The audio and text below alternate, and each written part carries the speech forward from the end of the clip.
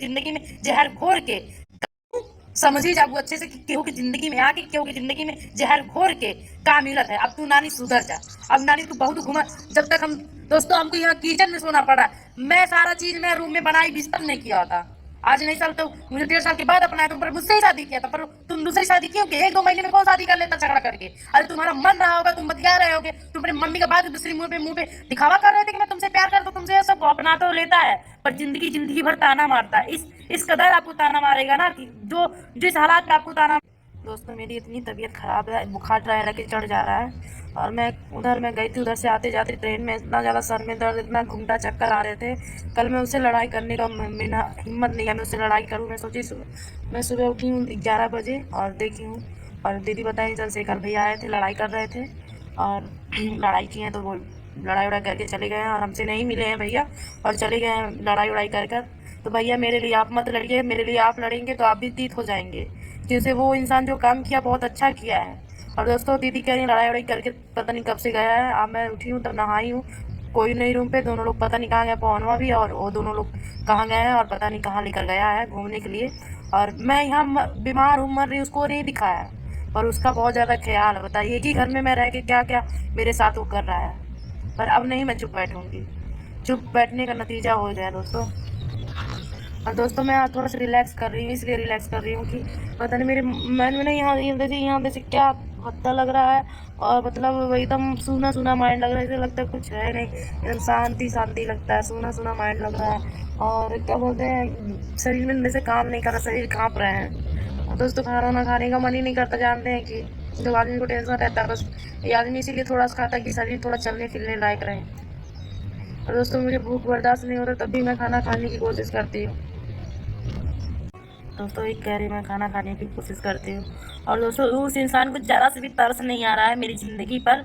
जितना तुम खुश रह रहे हो ना, खुश रहने की कोशिश कर रहे हो ना, तो मुझे किस लिए मुझसे प्यार किए थे तुम? मैं दोस्तों आई हूँ उसी के लिए लड़ाई लड़ रही हूँ। और मैं परसों का वहाँ गई थी। मैं वहाँ से रात को 10-11 10 साढ़े नहीं 8-9 8:30 बजे मैं स्टेशन पे आई। 9 बजे तक मैं रूम पे आई। दीदी लड़ाई लड़ी, मैं भी थोड़ा बहुत बोली पर मुझे बोलने की शक्ति नहीं था। और दोस्तों मैं सोची मैं सुबह उठूंगी उससे मैं कुछ बातें करूंगी कुछ। और दोस्तों सुबह ही निकल गया वो लेकर, उसको पता नहीं क्या गया। चंद्रशेखर भैया आए, उससे लड़ाई किया, उस आदमी से लड़ाई करके उनसे भैया से पता नहीं कहा भैया भी घर चले गए हैं। और दीदी से बोले हैं कि मैं अभी शाम तक आऊँगा और उसको मतलब लड़ने मत दो, प्रीति को ज़्यादा वो मत करिए। और मैं प्रेशर डाल रहा हूँ, आऊँगा उससे मैं निपटूंगा, उससे बात में करूँगा। तो मेरे वजह से भैया आप मत टेंशन में। आप देखिए झगड़ा करेंगे, आप झगड़ा मेरे लिए करेंगे पर आपको उसी में बुरा भला कोई बोल देता है अच्छी बात नहीं, आप मेरे लिए मत लड़िए। इसीलिए दोस्तों मैं किसी का मदद नहीं मांग रही हूँ, किसी में सपोर्ट भी नहीं मांग रही। क्यों से? एक खुद की लड़ाई है तो खुद ही मुझे लड़ना पड़ेगा।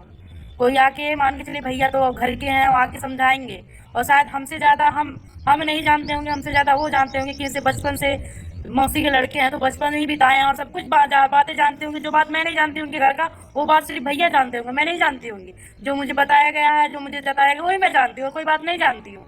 पर भैया मेरे लिए आके आप लड़ाई के लिए मुझे अच्छा लग रहा है। आपकी मौसी का लड़का, आप आइए लड़ाई लड़िए, आप मेरे लिए लड़िए पर हमारी वजह से आप तीत मत होइएगा, हम यही कहेंगे। अगर आपको लगता है कि आपको लगे कि हाँ मैं गलत हूँ तो मेरा साथ छोड़ दीजिएगा, मत मेरी तरफ से लड़िएगा। आपको लगेगा आपके भाई सही है तो आप अपने भाई के साइड हो जाइएगा पर मेरे लिए लड़ाई मत लड़िएगा, ठीक है? आप मेरे लिए लड़ाई लड़ेंगे तो आपको भी तकलीफ होगा, आपको भी ठेस पहुंचेगा। इसलिए दोस्तों मैं बोली किसी को कोई किस नहीं बोल क्यों से मैं मेरे वजह से दूसरा कोई गाली सुने, मेरे वजह से सब कुछ डांट सुने तो मुझे नहीं अच्छा लग रहा है। जो इंसान से मुझे लड़ना है, जो इंसान से मुझे सब कुछ करना है, भाई उस इंसान से मैं प्यार की हूँ इंसान के लिए, वो इंसान मुझे छोड़ा है और लोग नहीं मुझे छोड़ा, वो इंसान मुझे छोड़ा तो उसी इंसान से मुझे लड़ना पड़ेगा। और आप लोग का इतना कमेंट आता है कि आप उनसे मदद मांग लीजिए, उनसे मदद, हम किसी से नहीं मदद मांगेंगे। कोई जो हमारा कानून नहीं कुछ कर सकता तो और सब क्या कर सकते हैं, हम जनता क्या कर सकता है बताइए आप लोग? कानून से बढ़कर कोई नहीं है और कानून का सहारा हम बहुत बार ले चुके हैं, कानून के पास गए भी हैं। और सब लोग बोल रहे हैं कि सुनवाई नहीं होता, सुनवाई होता है और सुनवाई हुआ भी था।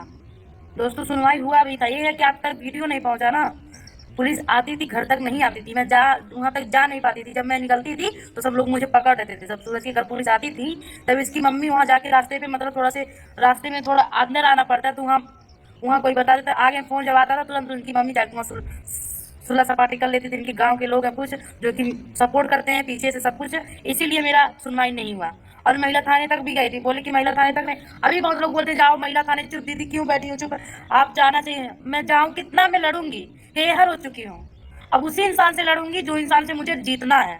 अब थाना अदालत पुलिस में मुझे नहीं करना, उसी इंसान के सर पे रहूंगी और उसी इंसान से लड़ूंगी। हार आज नहीं कल तो हार मानकर मुझे उसको अपनाना है तो अपनाएगा। अगर मुझे छोड़ना रहेगा ना, अगर मुझे उसे छोड़ना रहेगा तो उसको मैं इस तरह कतार करके छोड़ूंगी ना, या तो जेल ही रहेंगे या तो मेरे लिए जीवन जीवन भर रोएंगे। यही है मेरा सपना, यही है मेरा सपना। उसकी आंख के सामने, उसकी आंख के सामने ही खत्म मैं हो जाऊं।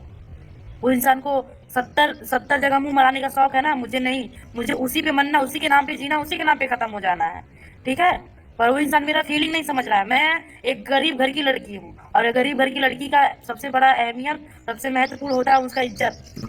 अगर एक जगह घर घर परिवार जब छूट जाता है ना, जहाँ कल को लड़कियां जाती है ना, वो अपना तो लेता है पर जिंदगी जिंदगी भर ताना मारता है।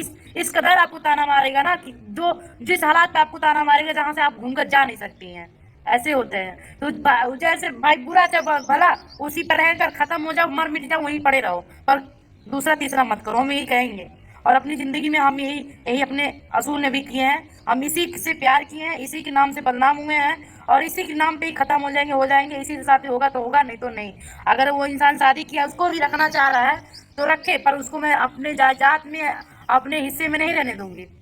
तो या तो उसको छोड़ के उसको घर, उसको मैं कभी सुख नहीं भुगतने दूंगी। डाइनिया रे तो सुख तो ना भुगत दे, और ते आज नहीं करते मजबूर हो के छोड़ के जा दी, ते ही छोड़ के जाइए, तो के छोड़ के जाए पड़ी तो ऐसा हालत करम ना, तो के आप तो के रोज मारब। बस हमारा शरीर काम नहीं करता ना, तबीयत खराब है ना, नहीं तो तुमको डाइनियो रोज कूची दम, एक कदर कूची ना तुमके भीतर का हमें कूची। अब दिवालियम लड़ा लड़ा कूची, तब तुमके पता चली अब यह होई। अब रोज जब तू कुछ आईबू नानी, तब तुमके एहसास होगी का हो, या तो तू छोड़ के भागी जाबू, या तो तुम समझ ही जाबू अच्छे से कि केहू की जिंदगी में आके केहू की जिंदगी में जहर घोर के का मिलत है। अब तू नानी सुधर जा।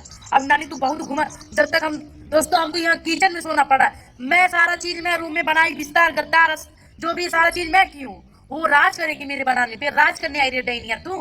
डैनिया तेला जा चल जाती कहने साथ बता रही रे, आई लाली कहीं से कहीं गई लाली बिया थवा के आई लाली छोटी छोटा भाई लाली आगे मुंह मरावे लगली है तेरे मुंह मरावे शौक हो गया है करे हमारी जिंदगी में। अरे जो हमारे जो हमसे प्यार किया वो प्यार के नाम पे धब्बा लगा दिया, कलंक लगा दिया। अगर तुझे तेरे परिवार की मुझसे नफरत था, नाराजगी था, तो मुझसे 1 साल 1.5 साल बात नहीं किया होता। आज नहीं साल तो मुझे 1.5 साल के बाद अपनाया तुम, पर मुझसे ही शादी किया था। पर तुम दूसरी शादी क्यों की? 1-2 महीने में कौन शादी कर लेता झगड़ा करके? अरे तुम्हारा मन रहा होगा, तुम बतिया रहे होगे, तुम अपनी मम्मी के बाद दूसरी मुंह पे दिखावा कर रहे थे कि मैं तुमसे प्यार करता हूँ, तुमसे ये सब दिखावा चला था तुम्हारा। तुम्हारी हर बात में मानती गई, हर बात मानती गई, कोई बात में मैं इग्नोर नहीं की, हर बात मानते गई, हर बात सुनते गई।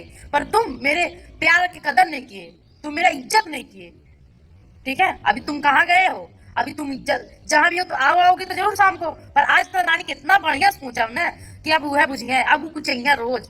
अच्छा वो भर्तियां हुई है या तो छोड़ के जाइए, अभी यह वही नानी के साथ है।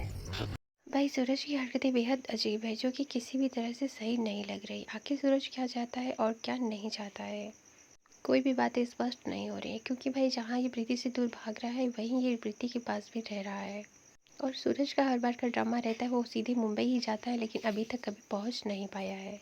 क्या इस बार सूरज रानी को लेकर मुंबई पहुँच सकता है? आपकी क्या राय है? आप भी अपनी राय कमेंट सेक्शन में ज़रूर दें।